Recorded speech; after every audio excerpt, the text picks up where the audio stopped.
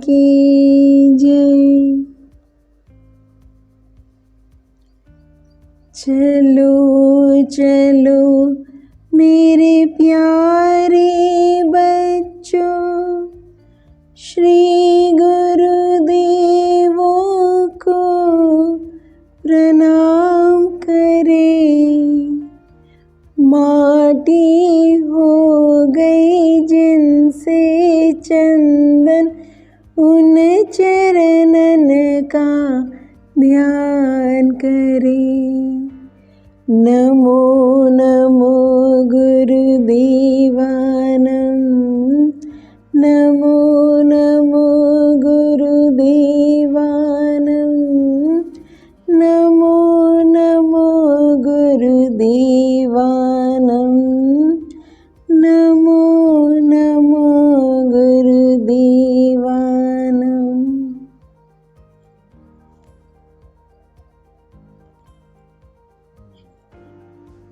जय Shri Gurudev, love you. मेरे प्यारे बच्चों, कैसे हो? आशा करती हूँ स्वस्थ होंगे, मस्त होंगे, जबरदस्त होंगे। अब तो स्कूल भी स्टार्ट हो गई है, तो फिर पढ़ाई भी करनी है। खूब सारी पढ़ाई करना, अच्छे से पढ़ाई करना। मेरे बच्चों, आज मैं तुम्हें चरणदास नामक एक युवक की कथा सुनाती हूँ। ध्यान से सुनना। बहुत साल पहले एक गांव में चरणदास नाम का एक युवक रहता था। बहुत सीधा सच्चा, अच्छा था। मेरे प्यारे बच्चों, पहले के समय में लोग वीकेंड्स पर, हॉलीडेज पर घूमने नहीं जाते थे। वे तीर्थ यात्रा के लिए जाते थे, संत ऋषि मुनियों के दर्शन के लिए जाते थे, संतों की वचनों को सुनने के लिए दूर दूर जाया करते थे, कथाओं में जाते थे, धर्म कार्य में अपना जीवन व्यापन करते थे। आजकल लोग वीकेंड्स पे घूमने जाना, हॉलीडेज में जाना, ये सब करते हैं। पहले जैसे लोगों को समय मिलता था तो वे धार्मिक कार्यों में अपना समय बिताते थे। चरणदास को भी तीर्थ यात्रा पर जाने की तीव्र इच्छा थी। तीर्थ यात्रा पर जाकर संत ऋषि मुनियों के दर्शन करके अपने जीवन को धन्य करने की तीव्र इच्छा थी। लेकिन उसके घर में उसके अलावा उसके माता पिता रहते थे और वे दोनों बहुत बूढ़े हो चुके थे। वे अपना कार्य भी अपने हाथ से नहीं कर सकते थे। इसीलिए चरणदास दिन रात उनकी सेवा किया करता था। लेकिन तीर्थ यात्रा पर जाने की इच्छा उसकी दिनों दिन बढ़ती जा रही थी और अपने माता पिता को छोड़कर कैसे जाए, वह नहीं जा पा रहा था। इसीलिए उदास रहने लगा, धीरे धीरे दुखी रहने लगा। वह अपने माता पिता को छोड़कर तीर्थ यात्रा पर नहीं जा पा रहा था, तो उसे लगने लगा फिर मेरे जीवन का उद्धार कैसे होगा, कल्याण कैसे होगा। ये बात उसे खाई जा रही थी। उसका दुख बढ़ते जा रहा था। उसका दुख इतना बढ़ने लगा कि वह चिड़चिड़ाने लगा और धीरे धीरे अपने माता पिता से छोटी छोटी बातों पर झगड़े भी करने लगा। उसके माता पिता बड़े दुखी हो जाया करते थे। वे चाहते थे कि चरणदास की तीर्थ यात्रा की इच्छा ज़रूर पूरी हो, परंतु वे करे भी तो क्या करें। इसीलिए उन्होंने दिन रात अपने श्री गुरु से प्रार्थना शुरू की कि हे मेरे गुरुवर, शीघ्र ही मेरे बेटे चरणदास की यह इच्छा पूर्ण करें। माता पिता सदैव अपने बच्चों की इच्छा पूरी करना चाहते हैं। वे सदैव अपने बच्चों को खुश देखना चाहते हैं। वे सदैव अपने बच्चों का कल्याण हो, सब अच्छा हो, यही चाहते हैं। और जानते हो मेरे बच्चों, प्रार्थना अनंत शक्तिशाली होती है। प्रार्थना कभी खाली नहीं जाती। चरणदास के माता पिता की प्रार्थना उनके श्री गुरु ने सुन ली और एक दिन चरणदास के मामा जी उनके घर आए और आकर कहा, चरणदास, मैंने सुना है तुम तीर्थ यात्रा पर जाना चाहते हो। बेटा, निश्चिंत होकर जाओ। तुम अपने माता पिता की चिंता ना करना, मैं हूं ना, मैं उनकी सेवा कर लूँगा। बहुत अच्छी बात है। जाओ मेरे बच्चे, शीघ्र जाओ। तुम तीर्थ यात्रा के दर्शन की तैयारी करो। चरणदास बहुत खुश हुआ, मानो झूम रहा हो, खुशी से नाच रहा हो। शीघ्र ही उसने तैयारी की और अपने माता पिता का आशीर्वाद प्राप्त करके, अपने मामा जी के चरणों में प्रणाम करके वह तीर्थ यात्रा के लिए निकल पड़ा। मेरे प्यारे बच्चों, पहले के समय में गाड़ी नहीं हुआ करते थे। जो बहुत अमीर होते थे उनके पास घोड़े हुआ करते थे, हाथी हुआ करते थे, कुछ लोगों के पास बैलगाड़ी हुआ करती थी। पर सामान्य लोग, गरीब लोग पैदल यात्रा किया करते थे। जहाँ भी जाना हो पैदल जाते थे। चरणदास बहुत सामान्य परिवार से था। वह भी पैदल यात्रा के लिए निकल गया। बहुत खुश था, बहुत प्रसन्न था, जैसे उसकी सारी इच्छाएं पूरी हो गई हो। वह खुशी खुशी यात्रा पर जा रहा था। दिन बीतते गए, जंगलों से भी गुजरा और जल्द ही वह उस तीर्थ के नज़दीक पहुंच रहा था जहाँ के दर्शन वह करना चाहता था, जहाँ पर त्रिवेणी संगम है, जिसमें डुबकी लगाकर कहा जाता है कि जन जन को मोक्ष की प्राप्ति होती है, उनका कल्याण होता है। बहुत खुश था क्योंकि बस कुछ ही कदम दूर था वह उस तीर्थ धाम के। अचानक उसकी दृष्टि एक बड़े से वृक्ष के नीचे बैठे एक महान तपस्वी पे पड़ी। एक संत महात्मा वह ध्यान कर रहे थे। बच्चों, यह हमारी संस्कृति है, संस्कार है कि जब भी संत, ऋषि मुनि, महात्मा किसी के भी दर्शन हो, उनको प्रणाम करके उनसे आशीर्वाद अवश्य प्राप्त करना चाहिए। चरणदास भी उनके पास गया, उन्हें दंडवत प्रणाम किया। जैसे ही चरणदास ने उन्हें प्रणाम किया, उन महात्मा ने अपनी आंखें खोली और चरणदास को आशीर्वाद दिया और चरणदास से एक बात कही कि हे वत्स, तुम तीर्थ यात्रा पर आए हो, तीर्थ धाम के दर्शन करना चाहते हो, त्रिवेणी संगम में डुबकी लगाना चाहते हो, परंतु मेरी एक बात अवश्य मानना। यही इसी गांव में एक चित्रंजन नामक एक दिव्य महाशक्ति रहती है, महाविभूति रहती है। उनके दर्शन अवश्य करना, तुम्हारा कल्याण होगा। ऐसे आशीर्वाद देते उन महात्मा ने अपनी आंखें पुनः बंद कर ली और ध्यान में लीन हो गए। चरणदास ने उनकी आज्ञा को स्वीकार करते हुए वह उस गांव में गया और लोगों से चितरंजन जी के बारे में पूछताछ करने लगा। सभी लोग चितरंजन जी का नाम सुनते ही बड़े आदरपूर्वक उन्हें प्रणाम करते और चरणदास को उनके घर का पता दिखाते। एक युवक चरणदास को चितरंजन जी के घर ले गया और उस युवक ने कहा कि देखिए, आप यहीं खड़े रहिए। चितरंजन जी सदा अपनी साधना में रहते हैं, अपनी सेवा में रहते हैं। कृपया आप शांत होकर यही उनका इंतज़ार करें।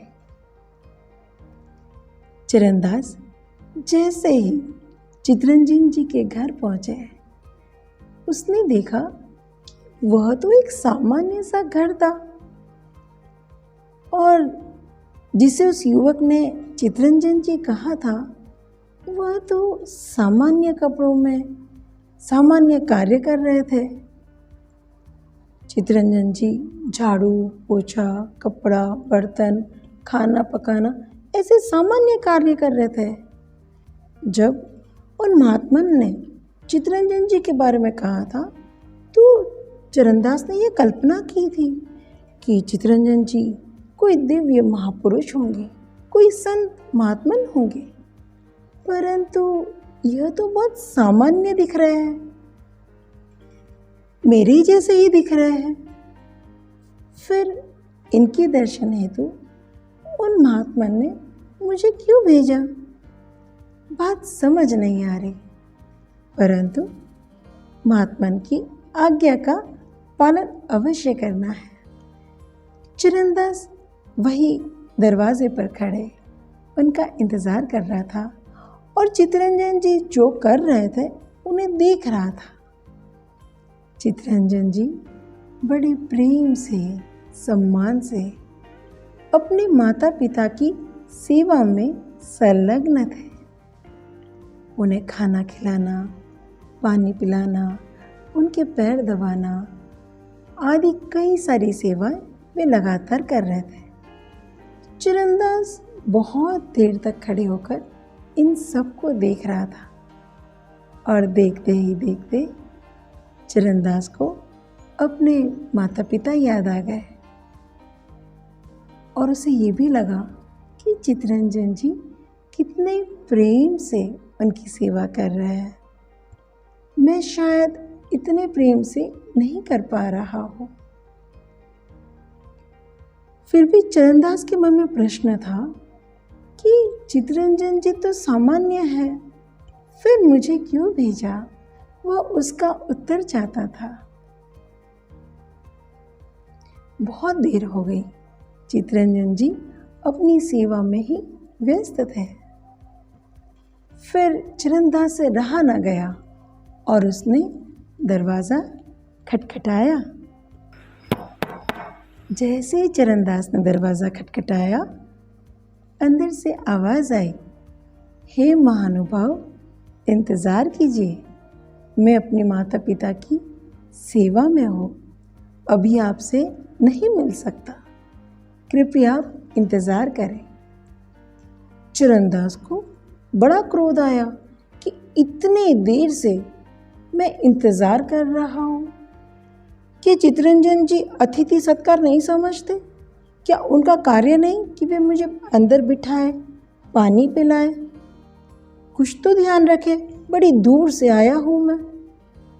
मन में बहुत क्रोध आ रहा था, परंतु उन संत महात्मन की आज्ञा की वजह से वह वहाँ ठहरा रहा, क्योंकि वह जानना चाहता था कि क्यों मुझे चितरंजन जी के दर्शन के लिए उन्होंने भेजा है। कुछ समय बाद जैसे ही चितरंजन जी को थोड़ा समय मिला, उनके माता पिता विश्राम कर रहे थे, तब चितरंजन जी चरणदास के पास पहुँचे। उन्हें बड़े प्रेम से भीतर बुलाया, बिठाया, जल पिलाया, भोजन कराया और बड़े प्रेम से, विनम्रता से वह व्यवहार कर रहे थे। चरणदास का सारा क्रोध शांत हो गया। तब चितरंजन जी ने कहा, हे महानुभाव, आप यहाँ क्यों आए हैं? चरणदास ने कहा, चितरंजन जी, मैं तीर्थ यात्रा की ओर जा रहा था, तभी एक महात्मन ने मुझे आपसे मिलने के लिए आपके दर्शन की आज्ञा दी है। मैं उनकी आज्ञा का पालन कर रहा हूँ। कृपया मेरा कल्याण करें, उद्धार करें। चितरंजन जी जोर जोर से हंसने लगे। मैं क्या कल्याण करूं तुम्हारा? मैं तो एक सामान्य मनुष्य हूँ, जैसे तुम हो। मैं क्या कर सकता हूँ? ये उनकी महानता है जो उन्होंने तुम्हें मेरे पास भेजा, परंतु मैं बहुत सामान्य मनुष्य हूँ। मैं दिन रात अपने माता पिता की सेवा करता हूँ, बस यही मेरा कार्य है। चरणदास ने चितरंजन जी से कहा, आप तो कितने भाग्यशाली हो। आप तो तीर्थ धाम के कितने नज़दीक रहते हो। आपने तो कईयों बार दर्शन किए होंगे ना, कईयों बार त्रिवेणी संगम में डुबकी भी लगाई होगी। बड़े भाग्यशाली हो आप। चितरंजन जी ने कहा, नहीं महानुभाव, मैं कभी भी किसी तीर्थ यात्रा पर नहीं गया। मैंने कहीं भी कोई भी डुबकी नहीं लगाई। मैं केवल दिन रात अपने पूज्य माताजी और पिताजी की सेवा करता हूँ। इसके अलावा और कोई साधना नहीं करता और कहीं नहीं जाता। चरणदास को लगा, अरे इतने बड़े तीर्थ के पास रहकर भी ये कैसे है? ये कैसी मूर्खता है कि वे दर्शन हेतु नहीं गए, उन्होंने अपना कल्याण नहीं किया। मैं इतने दूर से तीर्थ यात्रा के लिए आया हूँ, दर्शनों के लिए आया हूँ, त्रिवेणी संगम में डुबकी लगाकर अपना उद्धार करने आया हूँ, और ये इतने पास होकर भी इतनी बड़ी शक्ति से दूर कैसे रह सकते हैं? ये मूर्खता नहीं है?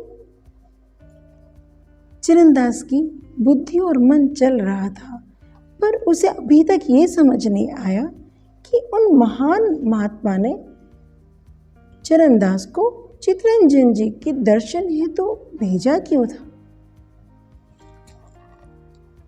चरणदास अब कहे भी तो क्या कहे। उन्होंने चितरंजन जी को प्रणाम किया और कहा, अब मुझे आज्ञा दे, मैं अपनी तीर्थ यात्रा पर आगे बढ़ना चाहता हूँ। ऐसा कहकर चरणदास बाहर आया।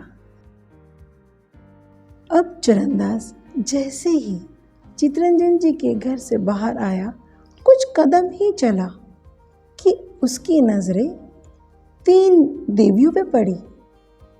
3 देवियां मानो स्वर्ग की अप्सराएं हो, मानो दिव्य शक्तियां हो।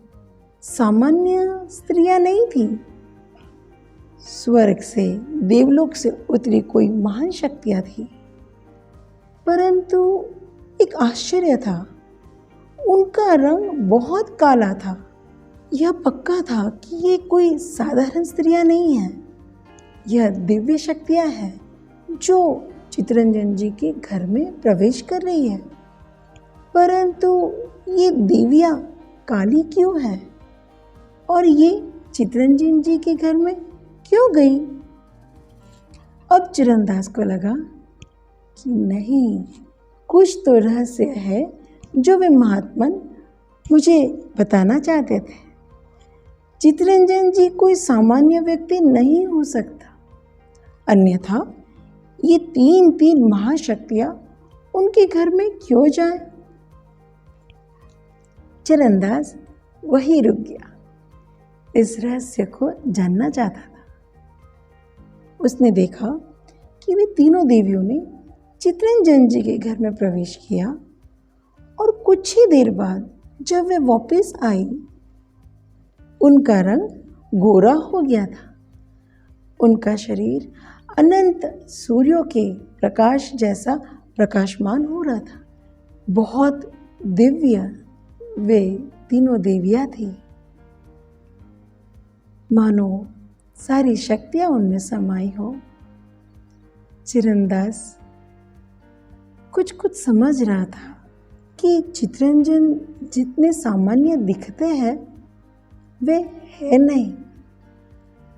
इसलिए चिरंदास उन देवियों के पास गया, उन्हें बड़ी विनम्रता से उन्हें प्रणाम किया और कहा, हे महान दिव्य शक्तियाँ, मैं आपकी श्री चरणों में प्रणाम करता हूँ। कृपया मेरे प्रश्नों का जवाब दे, जिज्ञासाएं शांत करें कि आप जैसी महान विभूतियाँ, महान दिव्य शक्तियाँ चितरंजन जी जैसे सामान्य मनुष्य के घर क्यों आए हो? दूसरा, जब आप आए थे, जब आप उनके घर में प्रवेश कर रहे थे, आपका रंग अत्यंत काला था और जब आप बाहर आए हो तो कितने उजले, कितने सुंदर दिख रहे हो आप। परंतु ऐसा कैसे हुआ? कृपया मेरे इन प्रश्नों का जवाब दे, मेरा कल्याण करे, उद्धार करे।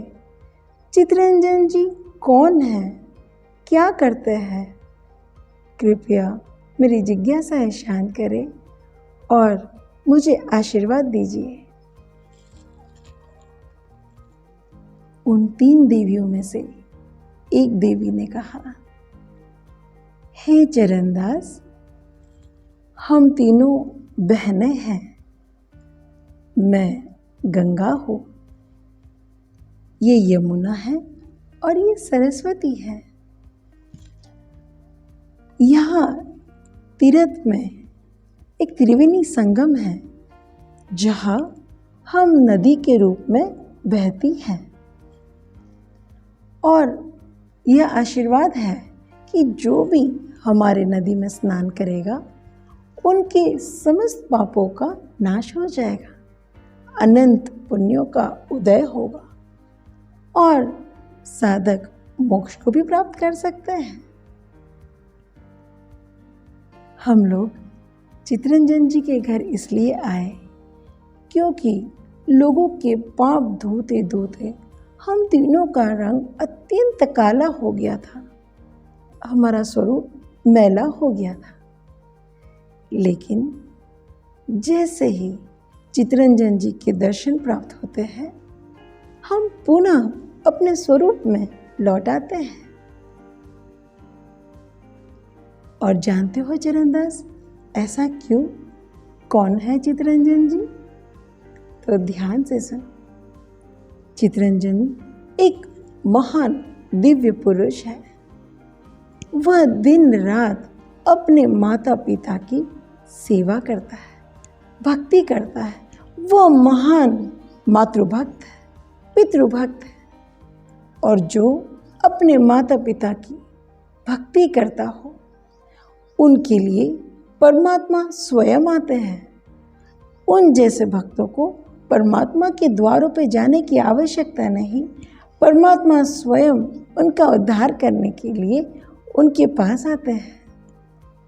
इसीलिए उन्हें अनंत दिव्य शक्तियाँ प्राप्त हैं, परंतु फिर भी वे दिन रात केवल अपने माता पिता की सेवा शुश्रूषा करते हैं। वे अपने आप को अनंत सामान्य समझते हैं। उनके कृपा और आशीर्वाद से हम अपने रूप में आ जाते हैं। अनंत जीवों का उद्धार और कल्याण होता है। इसीलिए उन महान संत महात्मा ने तुम्हें पहले यहाँ भेजा ताकि तुम भी अपने माता पिता की सेवा कर उस दिव्यता को, उस महान शक्ति को प्राप्त कर सको। तुम्हारे माता पिता के चरणों में तुम्हें वह तीर्थ नजर आए जिसके लिए तुम इतने दूर आए हो। वे तुम्हारे घर पर ही हैं। उनके चरणों में सारे तीर्थ समाये हैं। हे चरणदास, जाओ अपने माता पिता की सेवा करो और उनके आशीर्वाद से अपने जीवन का उद्धार करो, कल्याण करो। यही वो उद्देश्य था जिसकी वजह से उन महान संत महात्मा ने तुम्हें चित्तरंजन जी से मिलवाया था, क्योंकि वे तुम पर अपनी कृपा और आशीर्वाद बरसाना चाहते थे। ये तुम्हारी सेवा का ही फल था जो ये दिव्य ज्ञान तुम तक पहुंचा है। जाओ मेरे बेटे, जाओ अपने माता पिता की सेवा करो। चरणदास को अब सब समझ आ चुका था। सारे प्रश्न, सारी जिज्ञासाएं शांत हो चुकी थी। कितना मूर्ख था मैं, अपने माता पिता की सेवा को छोड़कर दूर तीर्थ के लिए दौड़ लगा रहा था। तीर्थ यात्रा के दर्शन के लिए कैसा असभ्य व्यवहार किया उनके साथ, कितना हृदय दुखाया उनका। और मुझे ये ज्ञात ही नहीं था कि उनके चरणों में सारे तीर्थ होते हैं। उनकी सेवाओं में, उनके आशीर्वाद से मेरे जीवन का कल्याण होगा। मोक्ष तो उनके चरणों में ही है। कितना ज्ञानी था मैं। चरणदास ने उन देवियों के चरणों में प्रणाम किया, आशीर्वाद प्राप्त किया, अनंत धन्यवाद दिया उन महान महात्माओं को, अनंत धन्यवाद दिया चित्तरंजन जी को, जिनके आशीर्वाद से, जिनके दर्शन से उसे यह दिव्य ज्ञान प्राप्त हुआ। और वह उसके बाद तीर्थ यात्रा की ओर नहीं गया। उसने अपने चरण मोड़े और वो सीधा अपने घर लौट गया। जाते ही अपने पूज्य माता पिता के चरणों में अनंत अनंत अनंत प्रणाम किए, अनंत अनंत बार क्षमा याचना की। हे मेरे माता पिता, क्षमा करें मेरे व्यवहार को कि मैंने कितना गुस्सा किया, कितना चिड़चिड़ाया, क्योंकि मैं तीर्थ यात्रा पर जाना चाहता था। लेकिन आज मुझे सब समझ आ गया है कि सारे तीर्थ आपके चरणों में है, सारा सुख आपके चरणों में है। आप जैसे परम उपकारी माता पिता को छोड़कर मैं किस तीर्थ यात्रा के लिए भटक रहा था। अनंत अनंत क्षमा याचना करता हूँ, मेरे माता पिता मुझे क्षमा करें। और चरणदास के आंसू बहते गए और अपने आंसुओं से उसने अपने माता पिता के चरण धो दिए। और इस पश्चाताप में उसके सारे कर्म नष्ट हो गए और उसने मुक्ति प्राप्त की।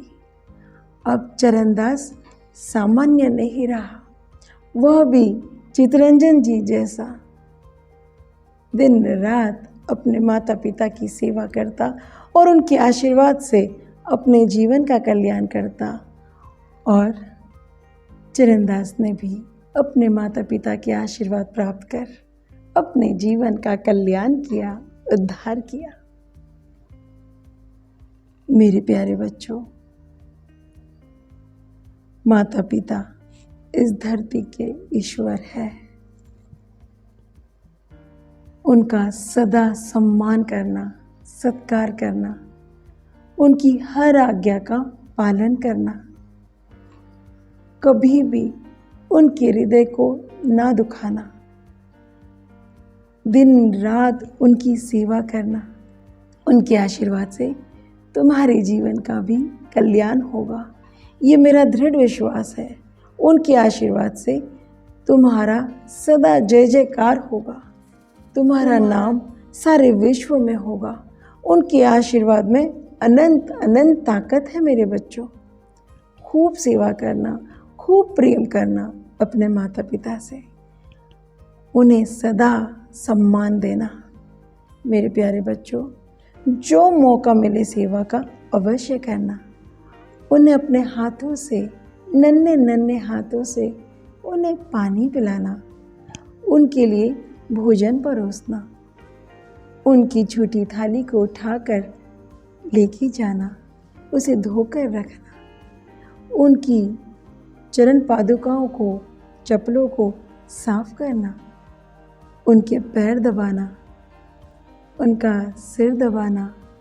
मेरे प्यारे बच्चों, उनके आशीर्वाद में बहुत ताकत है। तुम्हारा नाम पूरे विश्व में होगा, सारे संसार में होगा। उस आशीर्वाद को सामान्य न समझना। अनंत सम्मान और सत्कार अपने माता पिता को देना, सदा उनका ख्याल रखना,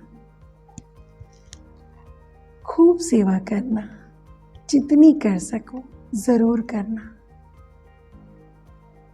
इन्हीं भावनाओं के साथ सद्गुरुनाथ महाराज की जय।